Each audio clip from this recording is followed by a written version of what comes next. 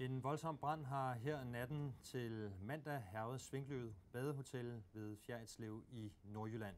Og vi har vores reporter Emilie Jensen på stedet. Hvad er situationen? Ja, som man kan se bag ved mig her, så er Svinkløv Badehotel her til morgen brændt ned til grunden. Brandvæsenet har hele natten igennem kæmpet mod flammerne, men hotellet stod altså ikke til at redde.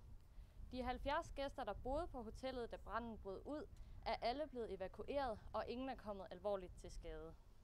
Ifølge Nordjyllands politi så er branden startet i køkkenet nede i kælderen og har senere bredt sig op til hotellets tag.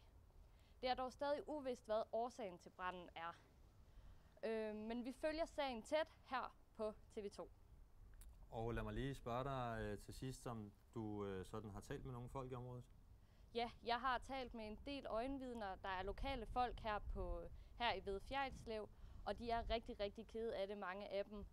Udover at være et rigtig godt hotel, så har hotellet også medvirket til en stor turistattraktion og har tiltrukket en masse udefra her til lokalsamfundet og bidraget rigtig godt til den gode økonomi. Tak skal du have. Selv tak.